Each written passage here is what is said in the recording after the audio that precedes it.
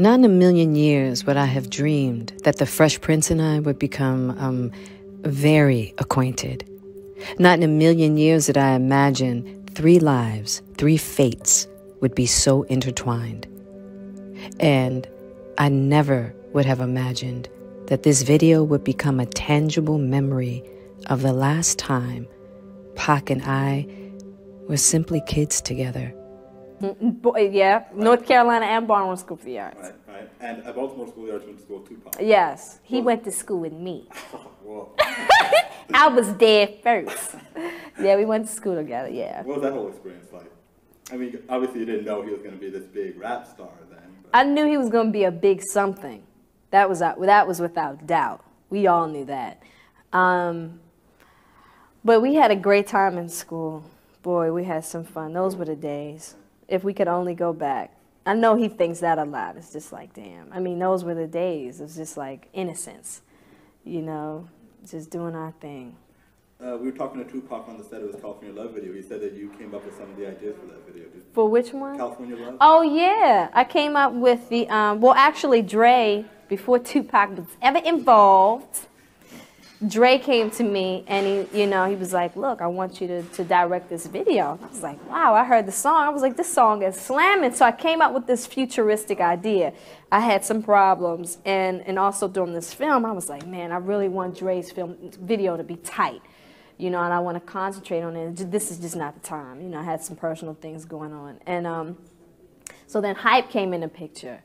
And it was like, second-person communication, because I never got to talk to Hype. I'm talking to Hype now that the video's done. You know what I'm saying? But it was like second-person communication. It was like, okay, this is what Jada wanted. See, now, yeah, we got this sand thing happening, and I was like, okay. And I was talking to Hype. He was like, man, I found out the last minute that this was your idea. I wish I would have hooked up with you. I was like, man, you did all right. I was telling him that before I met him today, I would have thought that he was a woman hater because of his music that he writes, you know, and that he, owning his own record company, can make a change starting from there within his community to uplift us. You know what I'm saying? When I listen to his music, I want to feel good about myself. I want to feel good about my people. And I said, Eric, you have the power to do that. But you know what, Eric, how are you going to, let's let Eric address this. Eric, are you going to do that? Will this change? Does this change the way you think about the music and about the way you write? Yes. In what way? To a certain point. You got now a young sister here in your face. In your face. In your face. Who is saying, I want to see a change. I want to know really what you can do about it. Say nice things about sisters. I do say nice things about sisters. To me. But you gotta say it on the record where me being a young sister, I told Eric, I said, I cannot listen to your music and feel good about myself. Now come on. And seemingly devoted as Jada Pinkett. That was the image that black men had of Will and Jada that we put in songs, hip hop or R&B up until the August Alsina saga. It's an image they worked hard to protect, even as it became clear that they hadn't been that perfect image of black love since the early 2000s. But the part that bothers black men is in the different ways that both Will and Jada talk about this change in their relationship. Will seemingly keeps trying to present an idea or image that they are still together for the most part, that they are apart physically, but that they are still in love, devoted, and connected, etc. But I think what people are getting from Jada is that this just isn't her truth and maybe never has been. And when you hear the snippets of what got everyone in a tizzy recently from Jada, yeah, it sounds like she's greatly done with the relationship and has been done, but can't bring herself to divorce him, which is kind of devastating for a lot of black men to hear, because it's this proof that no matter what we do or how we do it, we will never be worthy of love, which, quiet as it's kept, so many black men deeply fear. If you think all these salty, ridiculous alpha male podcasts aren't coming from a place of fear and insecurity, you're not really using your listening ears. But here's where I have to be critical of Will. In my opinion, just my opinion, Will is the root cause of his own demise in this situation. For a lot of understandable reasons that stem from Will's traumas, he really wanted a classic marriage and family dynamic. He wanted to be seen in that way that black people saw him before all this drama came out, even if it wasn't working or wasn't real. They both have went on record to talk about how Jada never really wanted the type of life that Will worked hard to provide for them. Jada, in fact, had left Hollywood and was about to start living off the grid as a farmer when Will asked her out on a date. Jada never wanted to get married and cried throughout their entire wedding. And in many ways, it seems like Will kept trying to press Jada into a role in which she wasn't interested in. And Jada understandably felt conflicted between following her head and her heart, because as a Black woman in society, she's got her own version of the same fears and insecurities about love and femininity as Black men do about love and masculinity, but had, for whatever reason, lost her desire to play the game, which I would advise is probably the way to go for the most part. But then here comes Will with all the pieces to this puzzle done except for the one piece that she can provide. He was offering her something that Black people, Black women, are not supposed to have: the idyllic image of hetero-monogamous Black American love. As a Black woman, she should have been down on her knees thanking God that she had found a man so good who wanted to marry and take care of her. And I completely empathize with her struggling to find the strength to reject it and say, no, not me. I fucks with Tupac. Tupac's ghost. I don't know. But this culminated in the now famous story of Will throwing Jada a huge extravagant birthday party for her 40th, the exact opposite of what she would have wanted, which sent her into a deep depression and seems to be where their relationship began to dissolve. This again is my inference, but it feels like when Jada turned 40, she decided she was done and no longer going to force herself to fit into the framework that Will had built for her and that society had told both of them that she was supposed to want.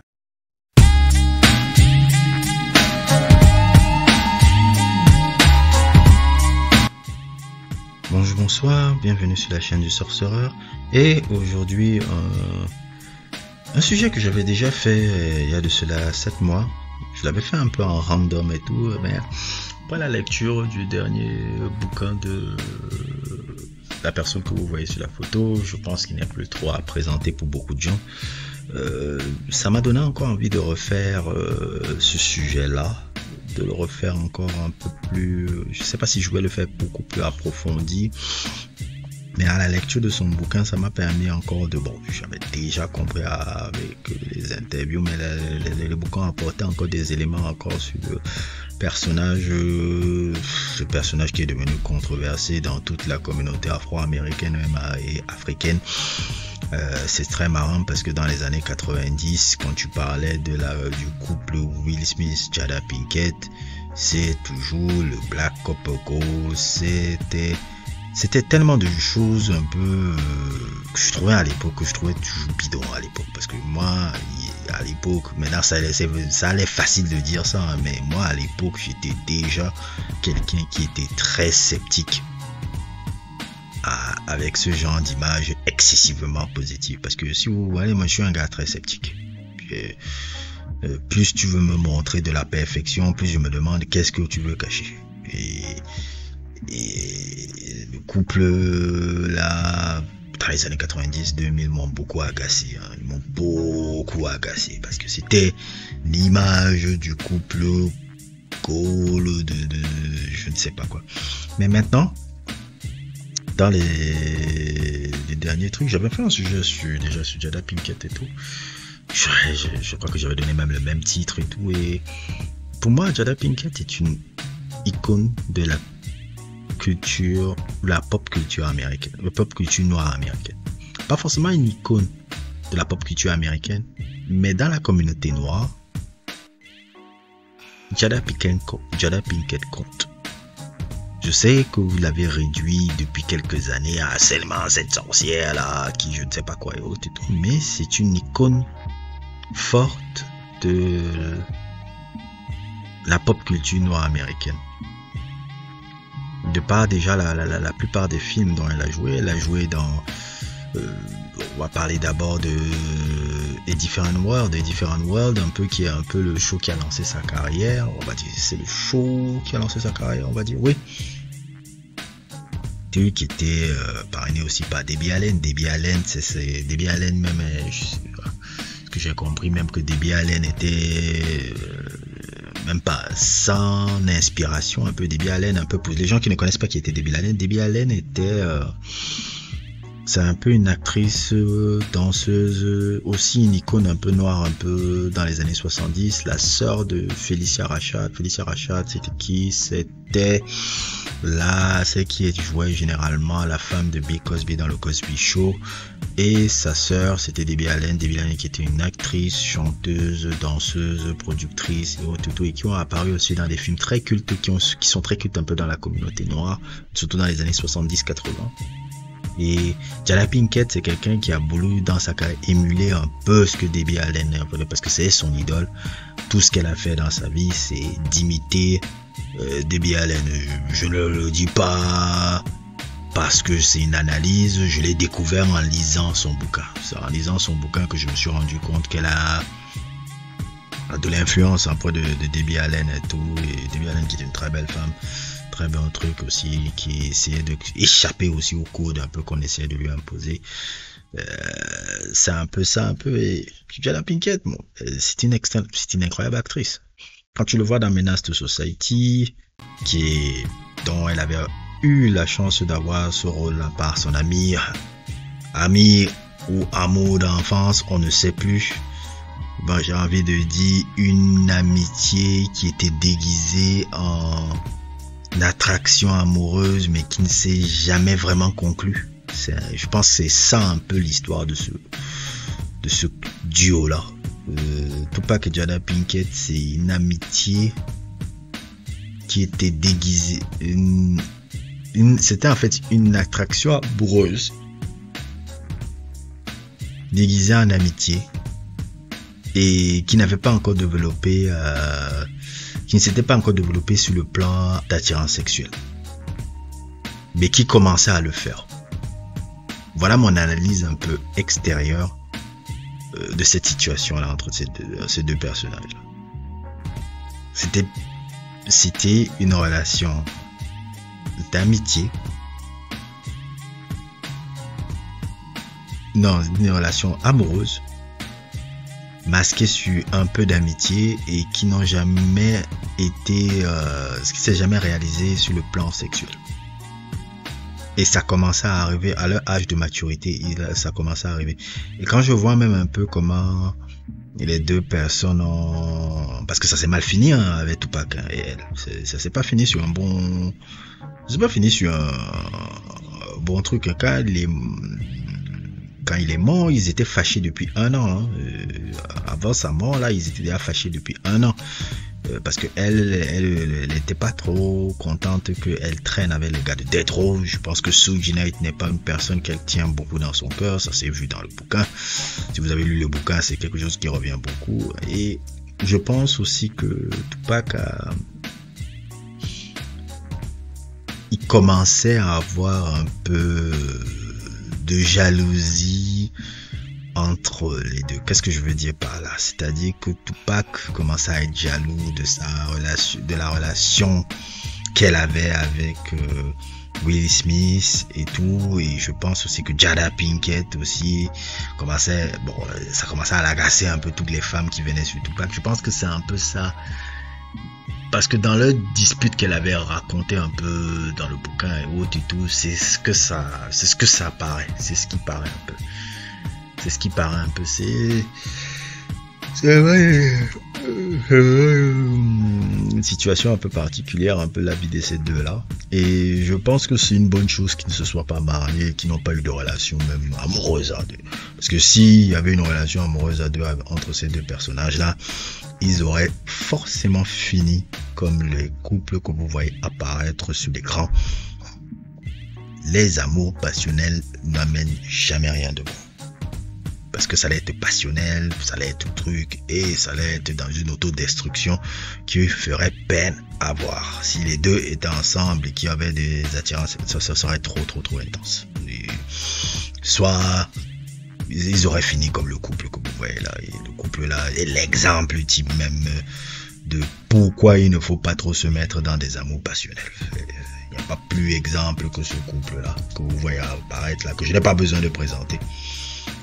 Et tout. Donc, pour revenir un peu sur la carrière de Jada Pinkett, un peu, je vais la parler en long, en large un peu.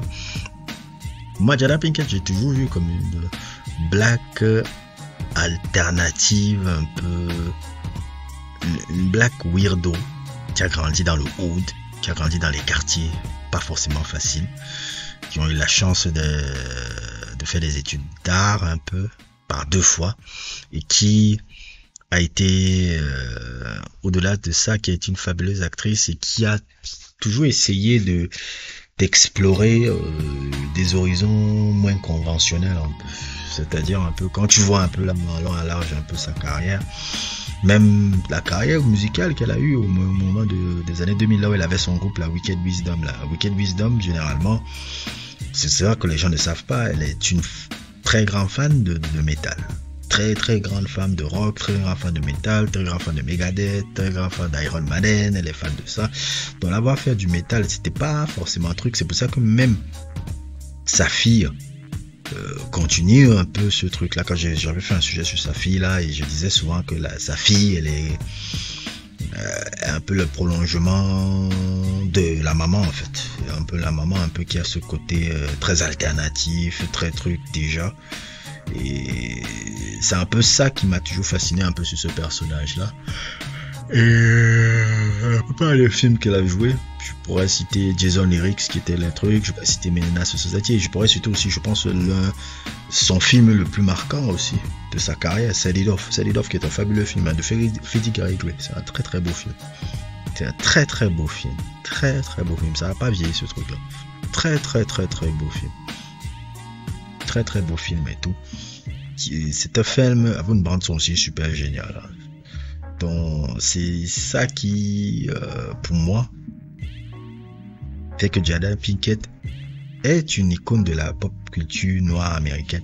Pas forcément une icône de la dimension de Will Smith, mais une icône quand même. Si je pourrais un peu faire la comparaison un peu, c'est-à-dire dans la pop culture noire américaine récente des années 90 un peu, tu pourrais mettre un peu Will Smith comme étant un peu les Beatles, Tupac, les Rolling Stones, et Jada Pinkett, elle sera un peu tous ces groupes de grunge là que vous voyez là, genre Alice in Chains, Pearl Jam, Soundgarden.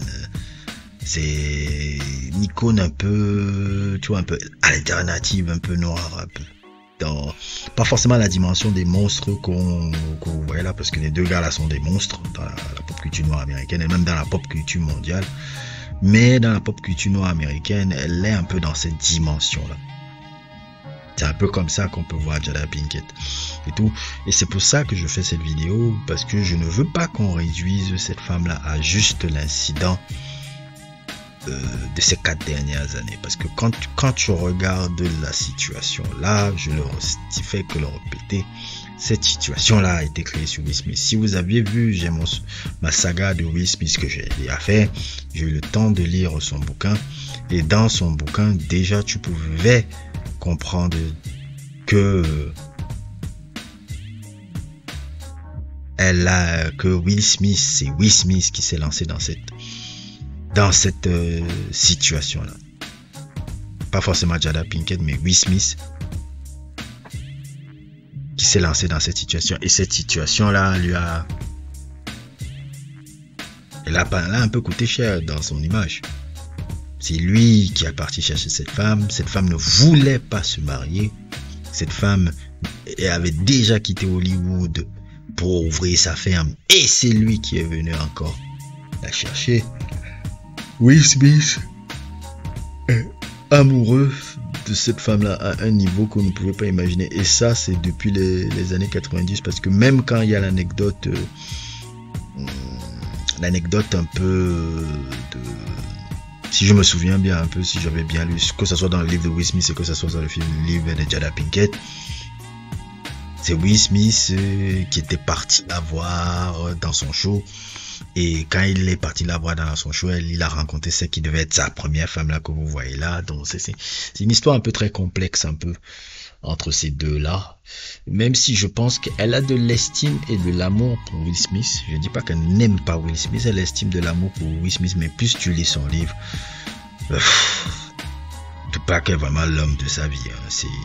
Je suis désolé, elle peut dire ce qu'elle veut, mais Tupac est l'homme de sa vie. Et Will Smith c'est aussi un homme de sa vie, un homme aussi qui l'a marqué, mais Tupac est beaucoup là, mais Tupac c'est-à-dire sur les 240 pages que j'ai vu, Tupac est peut-être dans les 160. Il est dans ce bouquin-là à fond. Donc Jada Pinkett c'est un peu ça là, et je trouve un peu que c'est un peu dramatique, un peu que je vois les gens de la communauté noire, surtout les hommes là qui commencent à chialer par rapport à elle. C'est un peu ridicule. C'est un peu ridicule parce que c'est Will Smith qui s'est créé dans la situation. Et moi, dans ce court sujet que je voulais faire sur elle, qui n'est qu'un peu un remix un peu du sujet que j'avais déjà fait sur elle par rapport à une certaine époque, mais je le fais un peu pour les nouveaux abonnés qui ne l'avaient pas vu. Jada Pinkett reste pour moi toujours une icône noire. Elle reste toujours pour moi une icône noire. De par les propres accomplissements qu'elle a, de par la manière dont son histoire est très embrigadée un peu avec des grandes légendes un peu de cette musique-là. J'aurais même pu parler Eazy-E, Grant-Hill, et Paul en tout cas. Une actrice aussi qui était vraiment une actrice fabuleuse. Une musicienne qui n'a pas eu le temps de développer son talent un peu très tôt par rapport à là, et on le voit comme elle le partage à sa fille. Jada Pinkett reste pour moi toujours l'icône noire, et on ne doit pas effacer ça de sa legacy. Vous ne pouvez pas réduire quelqu'un qui a fait tout ce qu'elle a fait là à juste une histoire de fesses qui, quand on le regarde, même c'est pas juste une seule histoire de fesses, ça a été du swinger pendant énormément d'années avec cette équipe, elle le dit même. Bref, je crois que je vais m'arrêter là. N'hésitez pas à liker, n'hésitez pas à vous abonner, et à plus pour d'autres aventures.